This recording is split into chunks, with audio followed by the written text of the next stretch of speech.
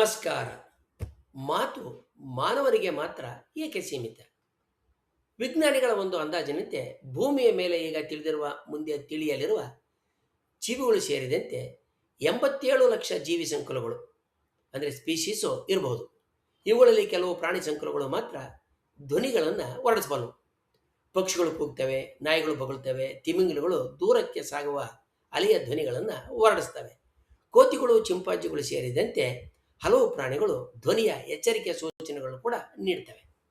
ಆದರೆ ಈ ಎಲ್ಲ ಪ್ರಾಣಿಗಳು ಸದ್ದನ್ನು ಹೊರಡಿಸಿದರೂ ಕೂಡ ಮಾನವನಂತೆ ಅರ್ಥಪೂರ್ಣವಾದ ಪದಗಳನ್ನು ರಚಿಸಿ ವ್ಯಾಕರಣದೊಂದಿಗೆ ಸಂಕೀರ್ಣವಾದ ಭಾಷೆಯಲ್ಲಿ ವಿಚಾರ ವಿನಿಮಯ ಮಾಡುವ ಸಾಮರ್ಥ್ಯ ಹೊಂದಿಲ್ಲ.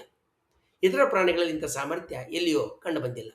ಇದಕ್ಕೆ ಕಾರಣ ಕೇವಲ ಧ್ವನಿ ಉತ್ಪಾದನೆಯ ಸಾಮರ್ಥ್ಯ ಮಾತ್ರ ಅಲ್ಲ, ದೇಹ ರಚನೆ, ಮೆದುಳಿನ ವಿನ್ಯಾಸ, ನರ ಸಂಬಂಧಿತ ನಿಯಂತ್ರಣ ಮತ್ತು ಸಾಮಾಜಿಕ ಜ್ಞಾನಗಳ ಒಟ್ಟುಗೂಡಿಕೆಯ ವೈಶಿಷ್ಟ್ಯ ಮಾನವನಲ್ಲಿ ಮಾತ್ರ ವಿಶೇಷವಾಗಿ ಬೆಳವಣಿಗೆಗೊಂಡತೆ, ಅಭಿವೃದ್ಧಿಗೊಂಡತೆ. ಮಾನವನ ಮಾತಿನ ಮೂಲಭೂತ ಸಾಧನ ಅಂತ ಹೇಳಿದ್ರೆ ಕಂಠಪೆಟ್ಟಿಗೆ, ಲ್ಯಾರಿಂಗ್ಸ್. ಮಾನವರಲ್ಲಿ ಕಂಠಪೆಟ್ಟಿಗೆ ಕುತ್ತಿಗೆಯ ಕೆಳಭಾಗದಲ್ಲಿರೋದ್ರಿಂದ ಗಾಳಿಯ ಮಾರ್ಗ ಉದ್ದವಾಗ್ತದೆ. ಇದರಿಂದ ಬೇರೆ ಬೇರೆ ಸ್ವರಗಳು ಉಂಟಾಗೋದಕ್ಕೆ ಸಾಧ್ಯ ಆಗುತ್ತೆ.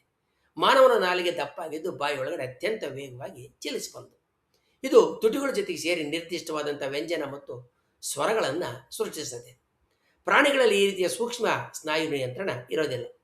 ನಾಲಿಗೆ, ತುಟಿ, ಹಲ್ಲು ಮತ್ತು ತಾಲು ಅಂಗಳ, ಬಾಯಿಯ ಅಂಗಳ ಮತ್ತು ಕಂಠದ ನಡುವೆ ಅತ್ಯಂತ ಸೂಕ್ಷ್ಮವಾದ ಸಮನ್ವಯದಿಂದ ಅ, ಆ, ಇ, ಉ, ಕ, ಟ, ಮ ಮೊದಲಾದಂಥ ಸ್ವರ ಮತ್ತು ವ್ಯಂಜನದ ಅನೇಕ ಧ್ವನಿಗಳನ್ನು ವಿಭಜನೆ ಮಾಡಿ ಸ್ಪಷ್ಟವಾಗಿ ಬೇರೆ ಬೇರೆಯಾಗಿ ಉಚ್ಚರಿಸೋದು ಮನುಷ್ಯರಲ್ಲಿ ಸಾಧ್ಯ.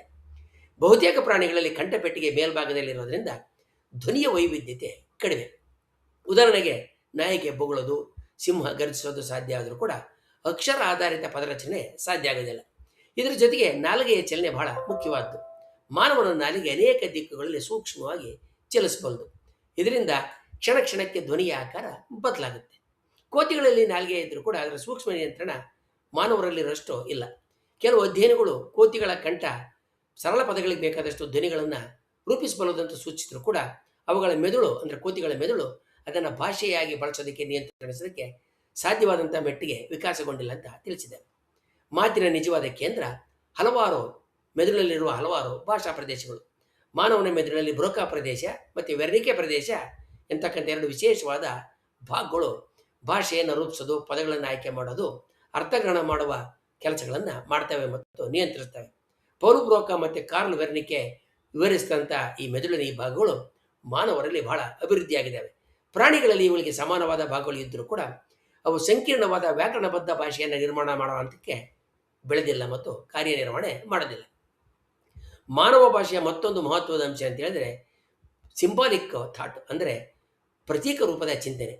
ಮಾನವ ನಿನ್ನೆ, ನಾಳೆ ಮುಂತಾದಂಥ ಕಾರ್ಯ, ಕಾರಣ ಮತ್ತು ಸಾಧ್ಯತೆಗಳ ಕಲ್ಪನೆಗಳನ್ನು ಅಮೂರ್ತ ಕಲ್ಪನೆಗಳ ಮೂಲಕ ವ್ಯಕ್ತಪಡಿಸ್ತಾನೆ. ಪ್ರಾಣಿಗಳು ಸಾಮಾನ್ಯವಾಗಿ ತಕ್ಷಣದ ಪರಿಸ್ಥಿತಿಗೆ ಸಂಬಂಧಿಸಿದಂಥ ಸೂಚನೆಗಳನ್ನು ಮಾತ್ರ ನೀಡ್ತವೆ. ಉದಾಹರಣೆಗೆ ಕಪಿಗಳು ಆಹಾರ ಕಂಡಾಗ ಒಂದು ಧ್ವನಿ, ಹಗೆಗಳು ಕಂಡಾಗ ಮತ್ತೊಂದು ಧ್ವನಿಯನ್ನು ಹೊರಡಿಸ್ತವೆ. ಆದರೆ ನಾಳೆ ಅಲ್ಲಿಗೆ ಹೋಗೋಣ ಅನ್ನುವ ಭವಿಷ್ಯದ ಕಲ್ಪನೆ ಅವುಗಳಿಗಿಲ್ಲ. ತಳಿ ವಿಜ್ಞಾನ ಇಲ್ಲಿ ಮುಖ್ಯವಾದಂಥ ಪಾತ್ರವನ್ನು ವಹಿಸ್ತದೆ. ಮಾನವರಲ್ಲಿರುವ FOXP2 ವಂಶವಾಹಕ ಅಂದರೆ ಜೀನು ಮಾತಿನ ಚಲನ ನಿಯಂತ್ರಣದಲ್ಲಿ ಮುಖ್ಯವಾಗೈತೆ. FOXP2ನಲ್ಲಿ ಬದಲಾವಣೆ ಉಂಟಾದರೆ ಮಾತಿನ ಸಾಮರ್ಥ್ಯ ಕುಂಟುತ್ತೆ.